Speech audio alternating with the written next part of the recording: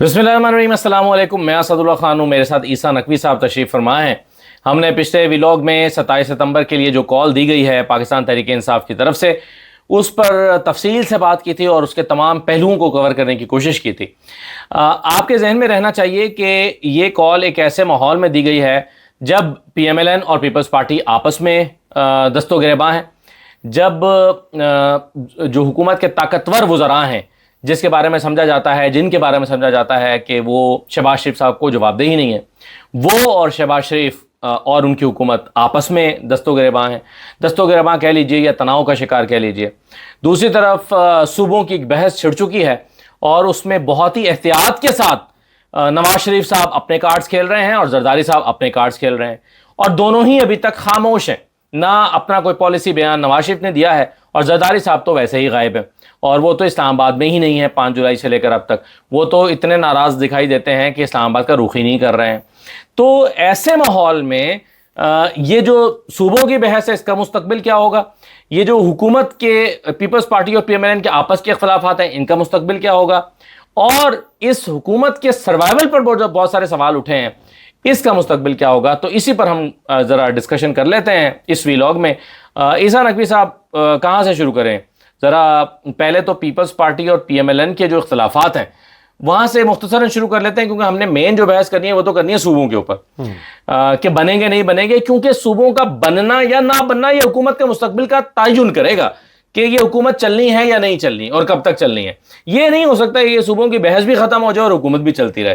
तो ये तो अगरचे हमें तासुर आज यही दिया जा रहा है कि जी कोई लड़ाई नहीं है, ये हुकूमत कहीं नहीं जा रही है। मोहसिन नकवी साहब ने भी ये बयान दिया डैमेज कंट्रोल करने के लिए, तो क्या कहेंगे आप? अच्छा, पाकिस्तान मुस्लिम लीग नवाज और पाकिस्तान पीपल्स पार्टी की जो लड़ाई है ना, उसके हवाले से तो मेरे पास खबर है, और ये हम आगे चल के इसको डिस्कस करते हैं, क्योंकि इसका पूरा एक बैकग्राउंड है, इसका एक फोरग्राउंड है, और आइंदा मंजरनामे की मैं आपको कुछ चीज़ें बता रहा हूँ जो पाकिस्तान पीपल्स पार्टी और मुस्लिम लीग नून डिसाइड कर चुकी हैं। सही, यानी एक इनिशियल डिस्कशन और एक इनिशियल फार्मूला और चीज़ें तय हो चुकी हैं कि हमने इसको करना कैसे है। ठीक है, हमने इस मंझधार में फंसी हुई कश्ती को बाहर कैसे निकालना है। ठीक है, मोहसिन नकवी के बयान को पहले देख लेते हैं, लेकिन उससे पहले देखें मंजरनामा क्या है आपके सामने। तमाम लोग जो इस वीडियो को देख रहे हैं, मंजरनामा आपके सामने ये है कि मियां मोहम्मद नवाज शरीफ, जो जिनके बारे में कहा जाता है कि वो डट जाएं, मैं डिक्टेशन नहीं लूँगा, और फ़लाँ से देखें इख्तलाफ हो गया, फ़लाँ के साथ ये किया, उसको इस्तीफ़ा दे के जहांगीर करामत को जाना पड़ा, फ़लाँ के साथ इस तरह सींग फंसाए, और मियां मोहम्मद नवाज शरीफ मज़ाहमत की अलामत। मियां मोहम्मद नवाज शरीफ ने बज़ाहिर आपको ये नज़र आता है कि अपने वज़रा के हलक में हड्डी फंसा दिए। उन्होंने अपनी पार्टी के, अपने किचन काबीना का हर वो शख्स जो जवाब दे सकता था, और मोहसिन नकवी साहब को जितने वीकर ग्राउंड पे वो खड़े हुए, उनको जवाब देना तो बहुत आसान है। जो मोहसिन नकवी को जवाब देने से रोका है, उनके हलक में हड्डी फंसाई है कि आप तो ज़ोर से सांस भी ना लें जो उनकी तबीयत पे गरां गुजरे। ये आपको मंजरनामा नज़र आता है। दूसरा आपको मंजरनामा ये नज़र आता है कि पाकिस्तान पीपल्स पार्टी जो है वो ये कह रही है कि पाकिस्तान मुस्लिम लीग नवाज का मैंडेट जाली है। पाकिस्तान मुस्लिम लीग नवाज फॉर्म 47 की हुकूमत है, फॉर्म 45 के ऊपर हम भी नहीं जीते थे, ये भी नहीं जीते थे, और वो ये मुंह से नहीं कहते कि तहरीक इंसाफ जीती थी, वो कहते हैं वो आज़ाद जीते थे, कुछ उसके साथ थे, कुछ उसके साथ थे। ये आपके सामने मंजरनामा है, लेकिन अंदरों अंदर जड़ा है ना वो काम पै गया, कुछ और हुआ है। इन्होंने अपनी एक स्ट्रेटेजी जो है उसको तरतीब दिया, लेकिन पहले देखें कि मोहसिन नकवी साहब जो हैं उन्होंने जो बात की है या उन्होंने जो बयान दिया है, एक तरीके से उन्होंने मौजूदा हुकूमत को एक थोड़ा सा जो है ना सराहना उसके नीचे रखा है कि बहुत ज़्यादा भी परेशान नहीं होना, या वो समझें कि आपको पता ना कि गद्दी पे गद्दी रख के जो है वो शहबाज शरीफ साहब बैठते हैं, तो उनकी गद्दी एडजस्ट किया कि इतना ज़्यादा परेशान होने की ज़रूरत नहीं है। मोहसिन नकवी साहब बयान देते हैं, मैं बयान खुसूसन जो है वो इस वजह से क्योंकि इस बयान में भी बहुत सारे इशारे मौजूद हैं। मोहसिन नकवी साहब ने कहा कि मौजूदा निज़ाम कहीं नहीं जा रहा, अपनी आईनी मुद्दत 5 साल मुकम्मल करेगा और शहबाज शरीफ 5 साल वज़ीर आज़म रहेंगे। मोहसिन नकवी यानी या तो मोहसिन नकवी साहब ये बता रहे हैं कि शहबाज शरीफ साहब का एजेंडा वही है जो मेरा एजेंडा है, शहबाज शरीफ का एजेंडा वही है जो एजेंडा अब सबके सामने आ चुका है, चाहे उसमें रेफरेंडम होता है या नहीं होता, चाहे उसमें जो है वो किस तरीके से होता है, आईनी तरमीम होती है, पहल कहाँ से होती है, आगाज़ कहाँ से होता है, या तो वो तमाम मामलात पे ऑन बोर्ड है। ورنہ باتیں تو چل رہی ہے نا, 6 مہینے کی ڈیڈ لائن کی بھی چل رہی ہے, 3 مہینے کی خبر بھی موجود ہے, جولائی کے بعد جو ہے وہ زوال شروع ہو جائے گا, بجٹ کے بعد یہ سہیل وڑائی صاحب کا کالم بھی موجود ہے. محسن نقوی صاحب نے گفتگو کی کہ وزیر اعظم کو مشورہ دیں گے, میں وزیر اعظم کو مشورہ دوں گا کہ وفاقی کابینہ کے تمام وزراء کی کارکردگی کا جائزہ لیا جائے. وزیر داخلہ جو ہیں وہ خصوصی گفتگو کرتے ہیں, وہ کہتے ہیں کہ وزیر اعظم تمام وزارتوں کی کارکردگی کی جانچ تیسرے فریق سے کروائیں اور نتائج عوام کے سامنے رکھیں.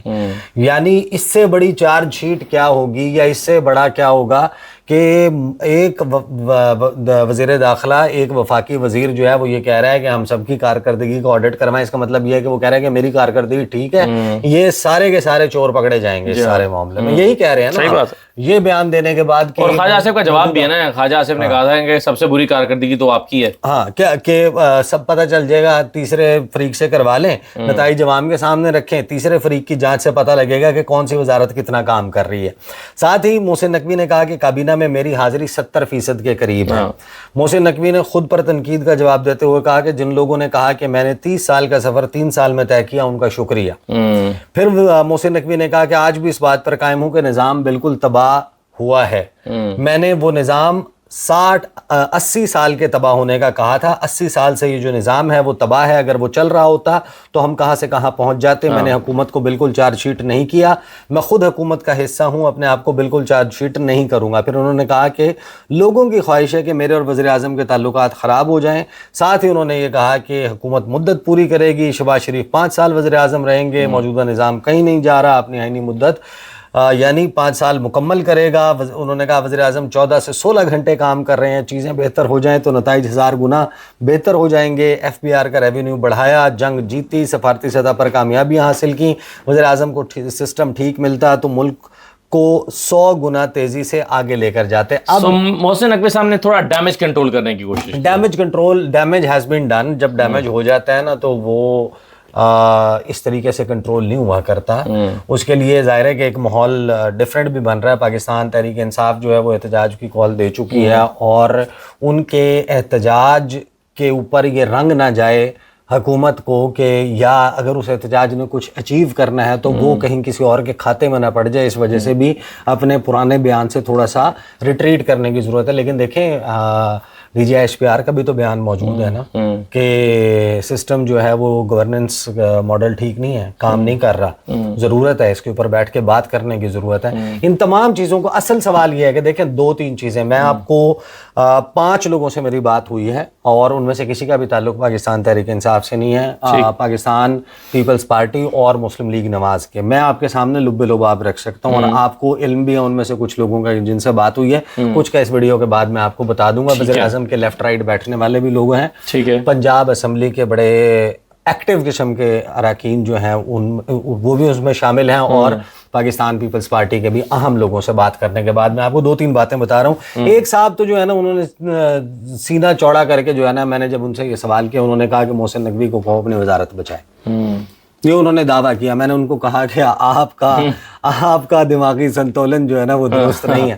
ایک میں نے وزیر اعظم کے انتہائی قریب بیٹھنے والے شخص, میں بار بار اس بات پہ اصرار کر رہا ہوں, میں نے ان کو فون کیا اور میں نے ان سے 20 منٹ اور کچھ 53 سیکنڈ جو ہے وہ میں نے بات کی, اور میں نے ان سے کہا کہ فلاں صاحب, نام ظاہر میں بھی لینے لگا نا نام, میں نے کہا کہ وہ دن کب آئے گا جب میں کہوں گا کہ ہمارے ساتھ موجود ہیں اپوزیشن کے سینئر رہنما فلاں فلاں فلاں. انہوں نے مجھے کہا کہ آپ کے منہ پہ اسلام آباد کی ایک مشہور بیکری کا نام لیا, اور انہوں نے کہا کہ اس کا موتی چور کا لڈو. تو میں نے ان کو کہا کہ وہ بیکری جو ہے وہ موتی چور کا لڈو نہیں بناتی. میں نے ویسے ایسے تکے میں کہہ دیا, وہ ہنس پڑے. پھر انہوں نے کہا کہ دیکھیں اصل بات یہ ہے کہ اگر تو ہم مزاحمت کریں گے تو ہم گھر چلے جائیں گے اور ہم اپوزیشن میں ہوں گے.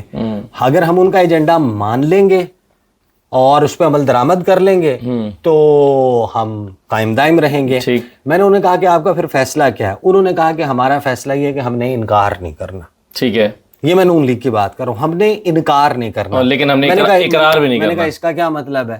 انہوں نے کہا کہ ہم نے جو ہے نا انکار نہیں کرنا, ہم نے نا اس میں بارگین اور لے دے میں جو ہے نا کو کوشش کرنی ہے کنسیشن کریٹ کرنے کی.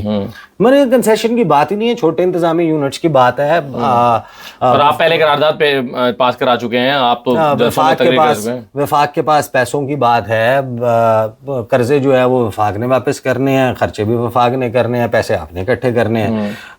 جو بے نظیر انکم سپورٹ پروگرام ہے اس کے پیسے جو ہے وہ ادھر سے جانے ہیں. وہ کہتے ہیں جناب جو بہت ساری چیزیں صوبوں کے پاس چلی گئی تھی اس میں سے کچھ تو واپس آئے تاکہ اس سارے نظام کو چلایا جا سکے, اس کے ساتھ نہیں چل سکتا. اچھا بہرحال وہ ایک لمبی بات ہوتے ہوتے جو ہے نا, اب میں نے ایک اور جو ہے وہ صاحب ان سے میں آپ کو مجموعہ بتا رہا ہوں دونوں سائڈز کا نا, کہ پالیسی کیا ہے, آپ نے کرنا کیا ہے. تو نون لیگ کے ایک صاحب نے مجھے یہ بتایا کہ ہم کہیں گے بسم اللہ کریں لیکن آغاز سندھ سے کریں. ٹھیک ہے. میں نے کہا اچھا آپ یہ کہیں گے کہ صوبے بنا لیں چھوٹے, ہمیں کوئی اعتراض نہیں لیکن پہلے سندھ سے کراؤ, سندھ سے کریں. میں نے کہا تو پھر کیا ہوگا؟ انہوں نے کہا سندھ کہے گا کہ ہمیں کوئی اعتراض نہیں ہے لیکن آغاز پنجاب سے کریں. اب میں آپ کو دونوں کی بات مشترکہ کر کے بتا رہا ہوں. انہوں نے بیسیکلی جو کچھ بات چیت میٹنگز اور کچھ انٹرنلی ڈیبیٹ ہوئی ہے اس کے نتیجے میں سلسلہ یہ بنایا ہے کہ وہ سمیع اللہ سے صحیح ہے, لیکن اتنے بھولے بھی نہیں ہیں وہ جنہوں نے ان سے یہ کروانا ہے کہ ان کو یہ سمجھنا ہے کہ وہ اس کی طرف ٹاس کر رہے ہیں کلیم اللہ سلیم اللہ کی طرف, سلیم اللہ کلیم اللہ کی طرف. یہ بیسیکلی تو دیکھیں نا, پیپلز پارٹی تو اپنا پہلے ہی اپنا موقف واضح کر چکی ہے کہ ہم صوبوں کے حامی نہیں ہیں اور یہ بالکل گھسی پیٹی بات ہے, ہم یہ کرنا ہی نہیں چاہتے. پیپلز پارٹی کرے گی کیا وہ ایک الگ بات ہے. ابھی وہ پوزیشن لے چکے, ابھی فرق کیا ہے؟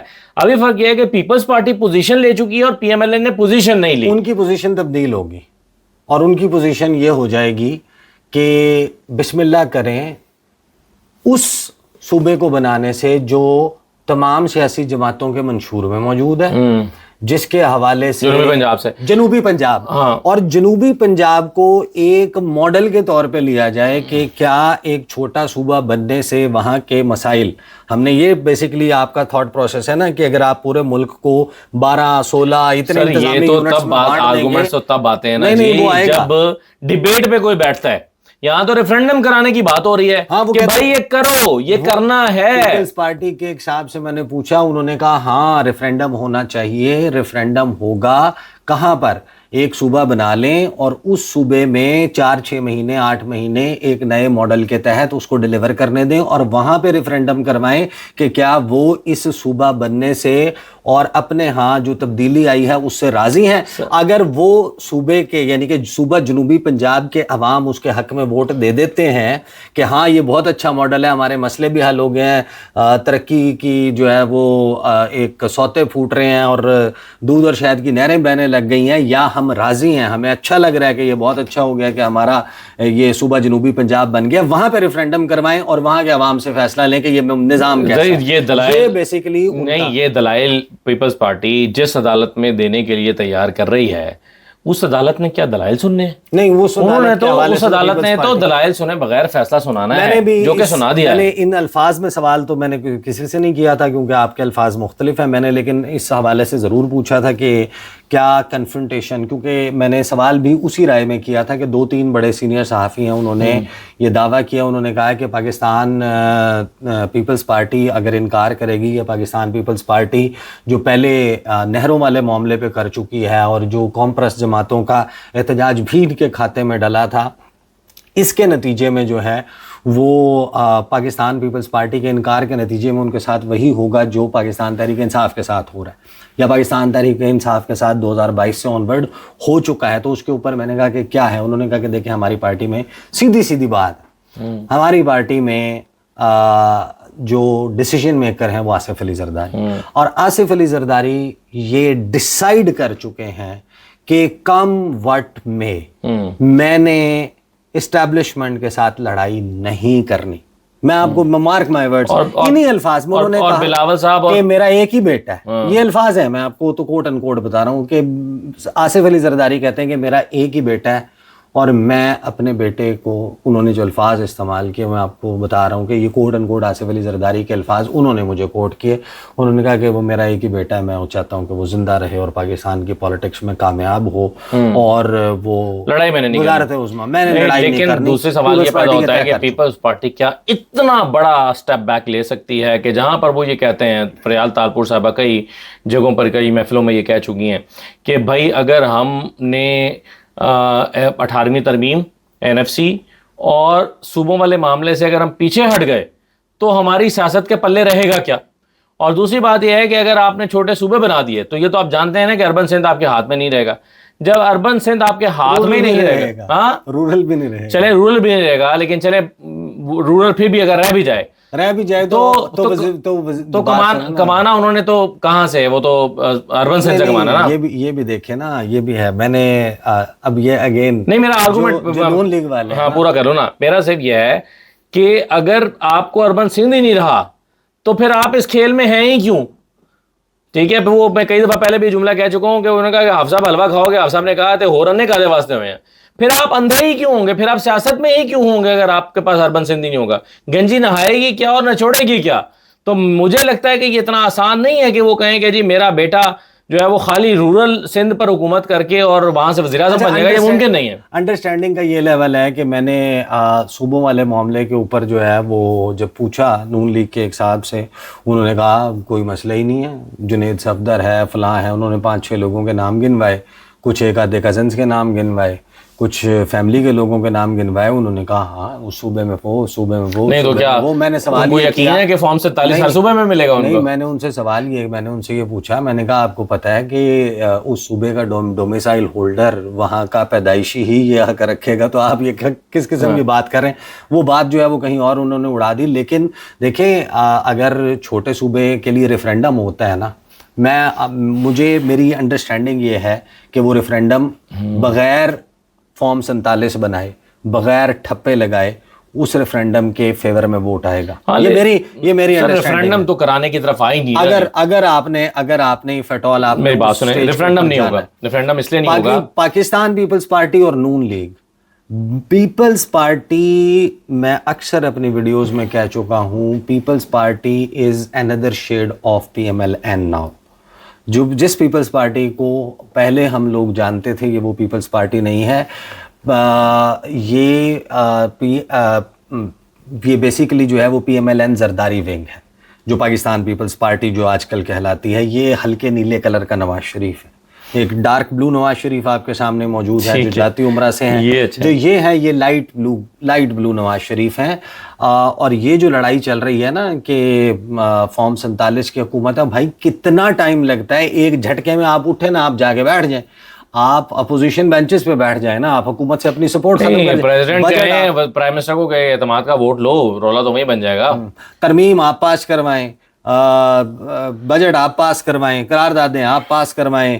آپ کو جیسے ہی بجٹ میں کوئی آپ کے لیے کوئی چیزیں ایلوکیشن آپ کے ہاں ہو جاتی ہے تو آپ کہیں کہ انکل اسحاق ڈار سے اچھا تو ورک ایتھک ہی کسی کا نہیں ہے, شہباز شریف سے اچھا تو کام کوئی نہیں کرتا, میں نے تو ان کو بچپن سے دیکھا ہے, میں نے تو ان کو کام کرتے دیکھا ہے. تو دیکھیں بلاول بھٹو زرداری جو ہے وہ ان کے ہاتھ میں نہیں ہے. ہی اگین یہ پیپلز پارٹی کے اندر کی بس بتا رہا ہوں کہ لوگ کہتے ہیں, ان کی پارٹی کے لوگ کہتے ہیں کہ Bilawal Bhutto Zardari wants to confront, وہ مزاحمت کرنا چاہتا ہے, وہ ہٹنا چاہتا ہے, نکلنا چاہتا ہے, لیکن فیصلہ سازی کا اختیار ہی ان کے پاس نہیں ہے. تو پیپلز پارٹی اور نون لیگ نے بیسیکلی جو ہے ڈیلیئنگ ٹیکٹکس کے حوالے سے یہ اسٹریٹجی بنائی ہے. ایک تو یہ جو ہے نا معاملہ ضرور کریں گے کہ جس میں وہ کہیں گے کہ آپ بسم اللہ ہم ریڈی ہیں, لیکن آغاز سندھ سے کریں. سندھ سے وہ کہیں گے کہ ہماری پالیسی یہ ہے کہ ہم نے نہیں بنانے, آپ پنجاب سے اس کا آغاز کر دیں, اور اس کے نتائج کی بنیاد کے اوپر ہم لوگوں کو پیپلز پارٹی اور PMLN میں ایک فرق اور بھی ہے اس وقت, وہ یہ ہے کہ پیپلز پارٹی میں حتمی فیصلے کا اختیار ابھی بھی زرداری صاحب کے پاس ہے, اور زرداری صاحب اور اگر بلاول صاحب میں کہیں ٹائی ہو جائے, نہیں زرداری صاحب کے پاس نہیں ہے, نہیں حتمی فیصلے کا اختیار اس کے پاس ہے جس نے زرداری صاحب کو فیصلہ بتانا ہے. ٹھیک ہے, لیکن اگر پارٹی کے حوالے سے کوئی فیصلہ کرنا ہو تو پیپلز پارٹی میں اگر ٹائی ہو جائے زرداری صاحب اور بلاول کے درمیان تو بات زرداری صاحب کی مانی جاتی ہے. پی ایم ایل این میں فرق یہ ہے کہ اب اگر مریم صاحبہ میں اور نواز شریف میں ٹائی ہو جائے تو بات مریم نواز صاحبہ کی مانی جاتی ہے. نواز شریف بھلے ہی اسٹیمپ لگائیں لیکن فیصلہ بہرحال مریم نواز کرتی ہیں. میری اطلاع کے مطابق یہ یوں ہے, ایسا نہیں ہے کہ مریم نواز کے فیصلے کو نواز شریف صاحب اوور رول کر دیں. جہاں تک ریفرینڈم کی بات ہے تو ریفرینڈم ہوگا ہی نہیں. اس کی وجہ یہ ہے کہ ریفرینڈم کا نتیجہ تمام پولیٹیکل پارٹیز کو موجود ہے. اگر وہ ریفرینڈم پہ مان گئیں تو پھر وہ کہیں گی کہ ریفرینڈم کا تردد چھوڑیے, پھر آپ صوبے بنائیے. اور اگر صوبے جو ہے وہ بنانے کا فیصلہ انہوں نے کر ہی لیا تو پھر ریفرینڈم کی ضرورت ہی کیا ہے. اور ریفرینڈم کے لیے وہ راضی ہوں گے ہی نہیں, اس لیے کہ انہیں پتہ ہے کہ اس کا فیصلہ کیا آنا ہے. تو اس لیے ریفرینڈم تو مجھے ہوتا ہوا نظر نہیں آ رہا. اس طرف تو کوئی آ ہی نہیں رہا. یہ اگرچہ بحث انیشیٹ کی گئی ہے لیکن مجھے نہیں لگتا کہ پی ایم ایل این اور پیپلز. دیکھیں ایک رائے تو یہ بھی ہے نا کہ موت دکھا کے بخار پہ راضی کرنا. ایجنڈا جو ہے وہ بہت زیادہ تھا, وہ 18ویں آئینی ترمیم کے کچھ معاملات کا تھا, ان کو ریورس کروانے کا تھا. اب ایجنڈا جو ہے وہ بہت زیادہ بڑا کر دیا جائے, بتایا جائے کہ آپ کے جو مریض ہے اس کو تو کینسر ہے, لاسٹ سٹیج ہے, ٹرمینل النس میں کنورٹ ہو چکا ہے, تو اس کے تو بچنے کی امید ہی کوئی نہیں ہے. اب تو بس دعا کریں اور بس آخری دیدار کے لیے آ جائیں, زندگی میں ملاقات کر لیں.